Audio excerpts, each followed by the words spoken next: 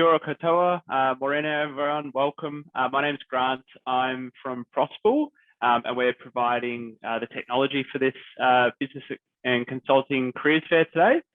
And firstly, I'd like just to extend a big thank you to our sponsor for today's event, CPA Australia, who have made today possible. So for those who are not familiar with CPA Australia, they're one of the largest professional bodies in the world and recognised across 150 countries and regions, including Oceania, Asia, and Europe. So the CPA program supports accounting, finance, business professionals, and continuously prepares them for the future. Prepares them throughout their entire career for what's coming next. So without further ado, I'll pass across to Rick Jones, who's at CPA Australia, and he'll be actually running this panel session today. Kia ora, Rick. Kia ora, Grant, and thank you for having us, and thanks everyone for taking the time to dial in. So as Grant mentioned, my name's Rick Jones. I'm the New Zealand country head for CPA Australia, and we're delighted to be supporting this fair today, and it's an extremely important event, and I congratulate all of you who have taken the time to join this session, and like with anything, you'll get out of these things what you put into it. So I encourage you to ask questions when you are in either this session or other sessions throughout the morning, and make the most of it, and it's a great opportunity, and thanks to Grant and your team for putting on such a great event, and we're delighted to be partnering. So that's enough from me. So my role is to facilitate this session, and this session is all around giving as many insights and learnings as possible for you who are looking at graduate opportunities, looking at what life looks like after you've finished your studies wherever you may be around the country. And so I'm delighted to introduce our panelists. So it's a 30-minute panel, and I do encourage you to ask some questions on the functions on the screen, and we will endeavour to get through all questions. And if we do run out of time, then I do apologise in advance, but there will be other times throughout the entire morning to find out answers to questions you may have. So without further ado, I'm going to introduce our four panellists, and thank you very much for taking the time to join us. We've got Emma Winkle from KPMG, Michael Booth from BDO, we've got Nirvana Kendrick from Ovation New Zealand, and we've got Marion De Cruz from EY. So I'm going to quick round the grounds, and just if I could ask each of you to give a quick insight into your name, your role, and a couple of sentences about yourself. And I'll start my top left. Everyone's always in different locations, I think, on these screens, depending on what you're looking at. But I'll start with you, Michael. Welcome. Hello, all. How's it going? So yeah, I'm Michael. I've been at BDO for a year and a half now. Started as a graduate, and now sitting in that intermediate accountant role. Yes. Great. Thanks, Michael. Marion. No worries. Hi, everyone. My name is Marion. I am a senior campus recruiter at EY. I have actually only been at EY for a very short period of time, but my previous role was working within the banking sector, and I recruited for grads and interns. So I've been in the business of hiring grads and interns for about four and a half years now. Thanks, Marion. And Nirvana. Hi, everybody. I'm Nirvana. I currently work at Ovation New Zealand as a management accountant. I've been there for 20 months, and I was lucky enough to score a job straight out of EIT before Christmas. And I am currently studying my CPA, and I'm in my second year. Great. Thanks, Nirvana. I'm sure there's some EIT students on the line, I'm sure. And Emma. Kia ora, guys. I'm Emma. I work at KPMG. I'm the grad experience lead, so looking after all the grads and interns, applications, and then the whole journey coming to starting at KPMG. I've been at KPMG for about 2.5 years, and just hope everyone's doing well during this lockdown. Right. Thanks, Emma. I didn't have to say you're on mute to anyone then. We're around the grounds, which is probably one of the first webinars I haven't had to do that. So welcome. And the first question came in from Sudiksha from Unitech and saying, how's it going? So thanks for the first question, Sudiksha, to get us going. And I think everyone's going pretty well. But thanks, guys, for that. And so as you've probably gathered, we've got some of the panelists are in the recruitment grad space. And then we've got a couple of the panelists who also, working in their organisations. So we'll get some great perspectives and insights on from both ends of that. So, and firstly, I might start with I'll go back to you, Emma. In terms of, it's a pretty broad question, but with your sort of grad recruitment, your KPMG head on, and you see a lot of grads coming through and then starting their journeys at KPMG. What's, again, a broad question, but what are you looking for? What are the key sort of 3 or 4 characteristics? And Marion might follow up quickly with there might be a lot of similarities, but what are the overarching qualities you're looking for in a student, Emma? Such a loaded question to start with. Thanks, Rick. It's a bit gone big too early. No, that's good. I think the main couple of things that we look for in our grads and interns, and also just anyone kind of starting at KPMG, firstly, I would say would be that you're eager and that you're actually keen to, get your foot in the door, hit the ground running, and you're really keen to learn and make the most of your time at KPMG. Then one of the other things that's really important for our grads and interns is being able to work in a team. Pretty much every person that in KPMG works within a team. Every day you're working across teams and then with your own kind of direct team as well. So being able to collaborate with different people, whether that's your clients or the people in your team. And I guess kind of goes with that is your communication skills. So being able to, especially when you come in as a grad, being able to put your hand up if you've not following along or you don't really know what you're doing. We don't expect you to know what you're doing when you come in as a graduate. There's lots of training and things involved. But yeah, just being able to hit the ground running and be able to work together as a team, probably be my top 2 things.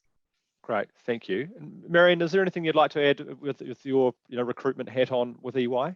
Anything else? Absolutely. I think Emma kind of hit it on the head with in terms of teamwork and comms. Like, it's so important in any organization you work with. But I think for EY, one of the things we're really looking for is people with determination and perseverance, that grit, knowing that if they don't have the right answer, they make a mistake, it's okay. Because a lot of students think that they need to be the A+ student that comes in, but it's not actually that. It's knowing that you have part-time jobs, you have other things going on in your life. If you work within your community, that's equally as important as your A++++. So it's making sure that you show that you persevere, you've got that grit, but equally that you're not just studying, you're doing other things in your free time. That's kind of what we're looking for. Thanks, Marion. And you've hit on something there around and I'm going to touch on this shortly around that, sort of the part-time work, the doing other things, the experience you might have had that might not be relevant to the profession if it's accounting or whatever it might be. So and how you guys view that when you're looking at a CV or experience. But Nirvana, across to you, obviously. So you did your bachelor at EIT, and then you obviously got you said you're lucky enough to get a job straight over. In terms of your experience, and I think it'll be interesting for the people on the call, when you started that first day at Ovation New Zealand, was that your first sort of professional role, so to speak, in the accounting fraternity? Yes, it was, but I had previous experience in meat processing, so I Yep. kind of knew what to expect. But Yep. I think the main thing was to know the company before I even put my foot in the door for an interview, just do some research. And they don't expect a lot from you on the first day. So if you make mistakes, you just pick yourself up and carry on, and they're really supportive. Yeah, great. And was it everything you studying at EIT, and obviously you'd have some experience in the meat processing side, but in the management accounting role, was it sort of what you thought it would be, or were there any sort of surprises in those first few weeks? To be honest, the stuff that you learn at EIT or at anywhere, it's not until you're actually doing the job that you realise that's why we're learning that stuff. And there were a lot of surprises, but there were a lot of things I could pick up and integrate into the job. And even with further study with CPA, for my first one, I did management accounting as my first topic. And that helped a lot because I didn't start off as a management accountant. I started off as an assistant accountant. Yep. And just luckily for me, somebody left to go on maternity leave and never came back, and I was able to pick up the job. Perfect. We like that. Also glad to hear the CPA program is useful. That's always nice. Having worked here for 11 years, it's always nice to have that reassurance that they're on the right track.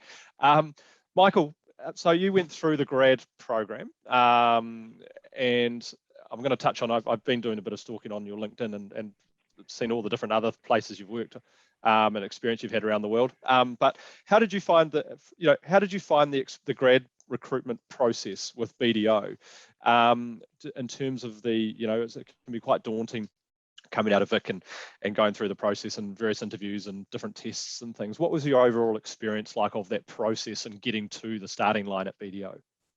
Absolutely, you're quite right in that it can feel like quite a grueling process. There's it's not just the one interview, one and done kind of thing, and I'm pretty sure it's the same across the the Big Four. It can be a real long process, and I wasn't really ready for it at first, and particularly, and if I can give some advice to the students at the moment, is usually that first stage is the psychometric testing. Couldn't recommend doing the practice tests online enough. That is just something that at first caught me out big time. But the process overall, once you get through that stage, it was great at BDO. There were very, very personal conversations as opposed to interviews, more like chats. They were just supportive the whole way through really, all the way up into, and that continued after I started the job as well. There's still huge support the whole way through. Great, thanks, Michael. Marion, in terms of sort of going back to what I touched on before, when you are looking at a CV, and I'm sure between yourself and Emma, I don't know how many thousands of CVs you've probably reviewed, how much weight do you put on? I always worry there's academics on the line when I ask this question, but how much weight do you put on grades versus the other stuff, and i.e. volunteering experience, or Michael's worked at ski resorts and as chefs and Salvation Army volunteers. Sorry, Michael, to sort of lay out your life story to everyone. Yeah, quite right. That sounds great. The joys of LinkedIn, social media. But how much weight do you put on those different aspects of grades, Marion, versus and the sort of the other the other experiences that someone's obtained? I think grades, they're important because it tells us that you can learn, but I think if you're an A++ student, that's awesome that you can learn, but it means that you are able to just recite whatever's taught to you in your lectures. Those other skills that you've got are more important to us. Can you talk to a person? Our work is very client-based. So as Emma mentioned previously, your ability to communicate with others is just so important. So those soft skills, like having a job, having volunteered elsewhere, if you've worked on cool projects, if you're a sports superstar, we want to know, because it's you bring your whole self to work. You just don't bring just your brain, you bring everything with you. So I think while your grades give us a good indication, it's not the be all and end all, because we know that some people go through hard times and some people struggle with certain papers. And when you think of COVID just last year, a lot of students struggled because they weren't able to make all of their lectures online because they had to take care of their siblings, or they had children that they needed to take care of. So we need to look at a person as a whole rather than just their grades. So it's good for us to know, but it's definitely not something we use to screen. Great, thanks, Marion. Emma, and sorry, just before I carry on, to you guys on the call, please use that chat function. Take this time to any questions you might have. Please to put them on, and we'll get to those where we can.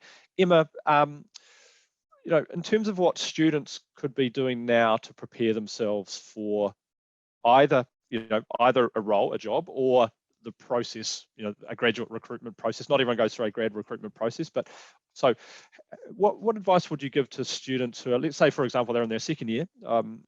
What advice would you give to students? What can students be doing now to sort of start preparing themselves for these sort of initial roles? I think both Michael and Marion have kind of touched on it. So Michael raised a really good point. If you are about to go through the process, potentially doing some practice tests for those psychometric testing, mainly just because it gets you more comfortable with the kind of scenario and the way that the process of this testing goes. Gets you more comfortable, gets you more relaxed, and puts less pressure on yourself, I guess. So doing some practice of those testings is really helpful. And then, like Marion said, we do really look for people that, you know, can do things outside of their studies. So even just getting that that real world experience of having a part-time job, doing some nannying, working at a cafe, something like that, that really bodes well with us, because we can see that you have been out in the real world, you can talk to people, you know, you can turn up on time for a job and things like that. So doing those sorts of things is really good. And then just getting diversity of thought. So again, being out in the real world, thinking from a different angle, and yeah, just going about your life so that you can come to the process with your authentic self through the application. Great, thanks, Emma. And that relates to a question just came through: how to get that first job. Again, it's a pretty big it's a big question, but I think you've touched on without experience, and I think that's always a challenging one.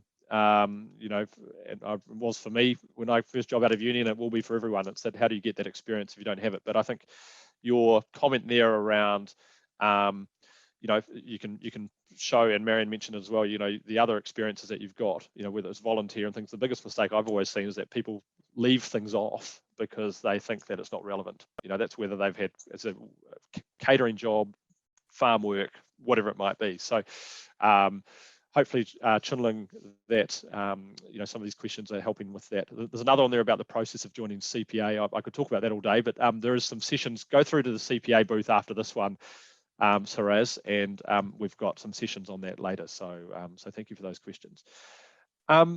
Nirvana, I've got a lockdown question. It's the flavour of the month. In terms of, I suppose there'll be a lot of students wondering what life is like working in a professional role in lockdown. How did you, you know, and everyone's in different situations. How have you, in terms of your organisation, and I'm sure everyone's very similar, this is a new world for a lot of people. How do you find working in lockdown? Are you able to do what you need to do to get your work done? I know you've got some, I was going to say children issues, but children. But how do you find that experience, and how's your organisation pivoted to working remotely? The first lockdown, I'd only been working at the organisation for 3 months, so everything was still pretty new. The best things we had was Teams, being able to communicate between people easily, having your phone available, and everybody was available for anything. I did find the first time really hard, just because I was still living with my mum at the time with my kids and having a small space. But this time around, I was more prepared for it. The company has given us all the equipment we needed, monitors, laptops, whatever we need. And if you ever needed anything, you just ask, and they were very helpful. Great, thank you. And I think for most, and I'm sure there's a lot of nods going on there, and you know, most organisations you know, have been great in making sure their staff have everything that they need to do this. Some questions coming through now, guys. So we'll get onto a couple of these. One question from Rahul is, I was curious to know how to approach companies for an internship. What do you actually see on a CV? And we've covered a wee bit of that, and can you share some tips? Marion, in terms of internships, EY does internships. Is there, in terms of the approach, you know, obviously you have programs and processes. Any other advice for someone seeking an internship, I suppose, early on in their studies as opposed to a grad role? Absolutely. I mean, all of you students on the line are way ahead of where I was. When I finished uni, I did not know that you had to, you know, worry about getting a grad job. I didn't know that you actually have to recruit in March. So that's the timing for you. I did not know that until all my friends asked me where I was going, and I said, what do you mean? I was not that organized. So you're already ahead of the pack, but we normally release our intern and grad positions always in March, and then we do a second round in July. So I think it's really important to come to events like these, but also make sure you have a Grad New Zealand profile. That's where all of our jobs are advertised. Make sure you're checking websites, you're attending events, so that people like me will tell you when they do open. And they are only open for about a month. And then we don't normally do ad hoc recruitment for these positions. So it's making sure that you're following all of the right social medias or companies like Grad New Zealand. That's how I found my first job, but they were called something a little bit different. But make sure that you're attending events like these so you can speak to people from the business and they will tell you this is normally when we go to market. But most intern roles and grad roles will always be in March. And that's to start in the summer. Great. Thanks, Marion. There's a question here, and Michael, I might start with you on this, and maybe get Emma to chip in if need be. It's a question around the various sides of accounting, and it's around, there's lots of different aspects to accounting, tax management, accounting, etc.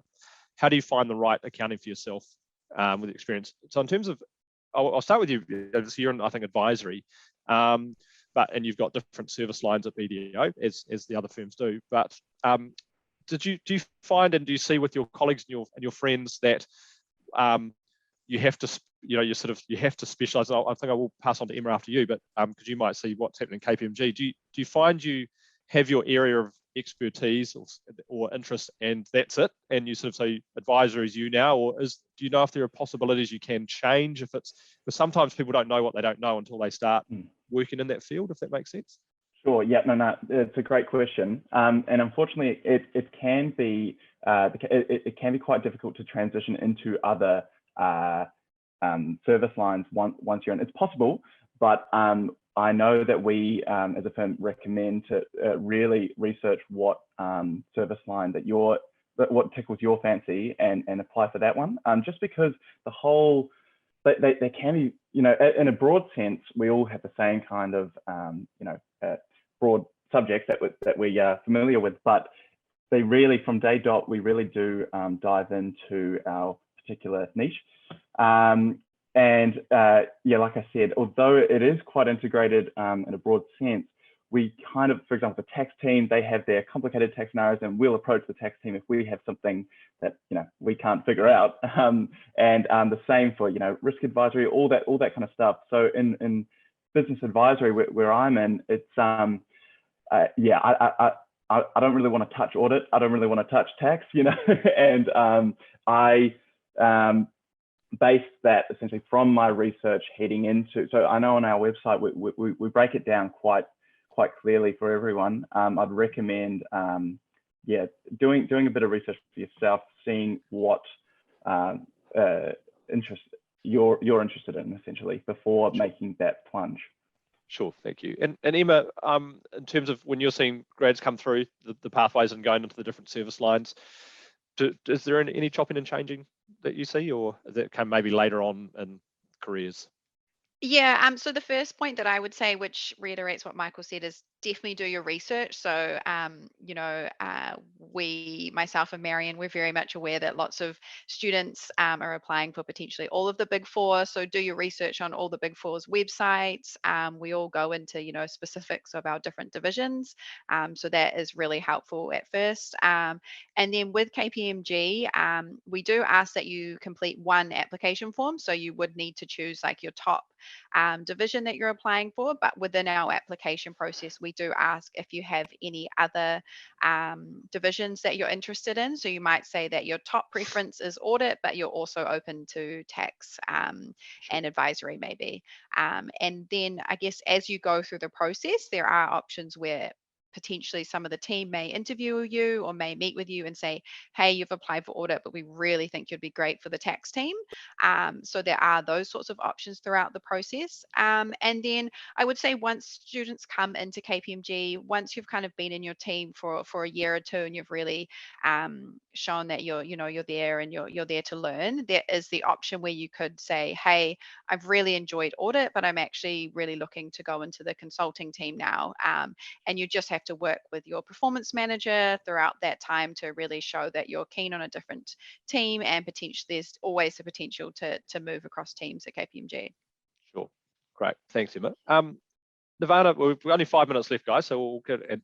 And there are some questions coming through. We might not get to them all, and some of them are around questions around the application processes and what have you. So I would encourage you, if we don't get to those specific questions on this call, that the various exhibitor booths throughout the rest of the fair will have all that type of information. So if there are information around what specific employers are looking for, etc., you will have the opportunity to have those answered if we don't get to them in the next 5 minutes. Nirvana, a question for you, because I know you're obviously studying the CPA program, and there are a lot of people here, and a lot of these employers have staff studying programs while they're working, whether it's CPA or CA or CFA or any of these other ones. A word of warning to a lot of students on the line: there is, your learning doesn't stop once you get your degree. But Nirvana, you are doing that, and Michael might be as well doing a program. But Nirvana, how do you manage your time between trying to make sure you're getting your work done for your job and your study, for CPA in this instance? How do you plan that? Sometimes it feels like magic, trying to juggle a full-time job and studying and children. And children, yeah. I always put aside time, so I've got my allocated work time. I don't work maybe an hour or two past that time. And then it's home life and then study. And I do that 4 times a week. So Monday to Thursday, and then Saturday, I'll block off about 2 hours for studying. Work is very accommodating. They'll give time to study before an exam, or if I feel the need, I've caught up with everything at work and I've got some spare time, I'm allowed to study at work as well. But I think the main thing is just to plan everything and be prepared for something to diverge a different way. But definitely keep on top of your studying, because it's not fun trying to cram everything in the weekend before an exam.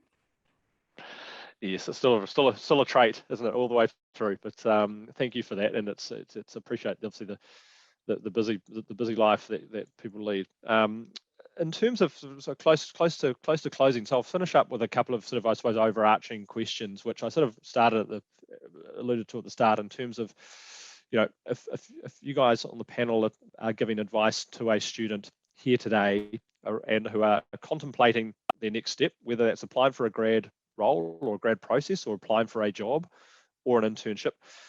Michael, start with you. What's one piece of advice you would, and it may have been covered, and that's fine. It's nothing wrong with reiterating things, but what's one piece of advice you'd give to a student on the call today who's considering a career in the profession? My advice, wholeheartedly, would be go back to the basics of accounting, or tax, or whatever it is. Pretty much what they teach you in high school. Because at uni, it's quite advanced, and they're quite quick to jump into the theoretical and technical sides of the industry. But I will never forget that, the debate, debits on the left, credits on the right. That kind of stuff is so integral to your first couple months on the job, because it's obviously all assumed knowledge. There's a lot that you train for. But just that basic level of accounting, if you can do some kind of, brush up course or just something, or look back on your high school notes or something, that's my advice. I wish someone told me that. Did catch up in the end, I think. But that's my number one tip. Great, thank you. Nirvana, what would your bit of advice be to someone who's at EIT or elsewhere around who's contemplating their first professional application? Do some research, find out what you enjoy doing. If you have a specific company you would like to approach, do research on them as well. Make sure that they offer the things that you want to follow up on.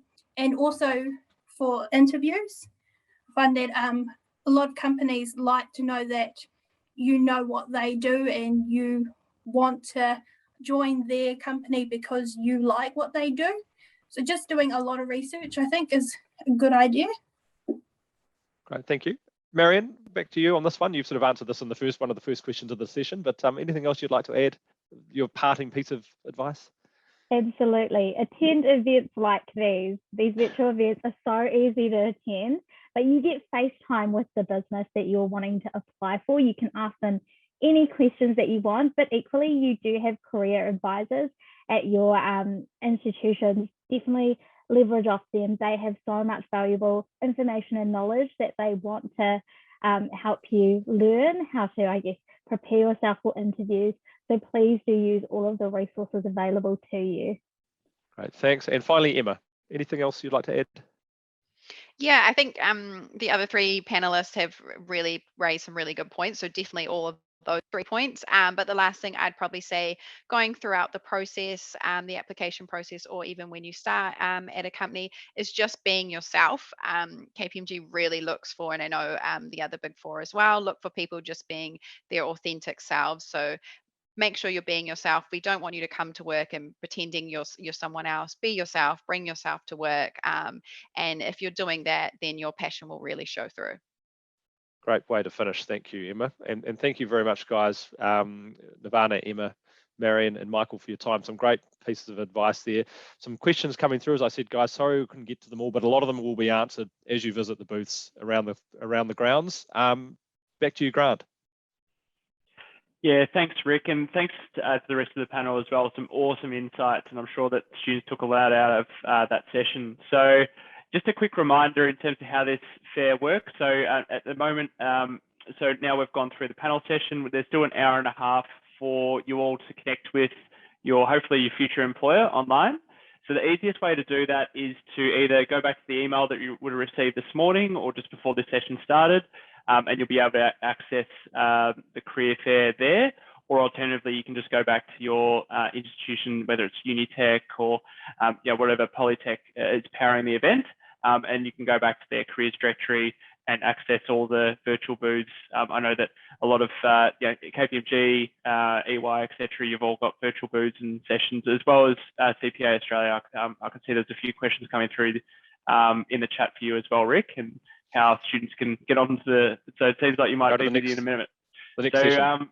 Yeah, exactly. So jump into the booths and, like you said, like you also said, and just rounding out that, take advantage of these resources, because not too many opportunities like this do pop up. So, today's just sort of time to shine and speak with, as I said, hopefully your employer or your future employer. So I think that's a wrap. Thank you again once again to the panel. Awesome session, and I'll let you run into your virtual booths now.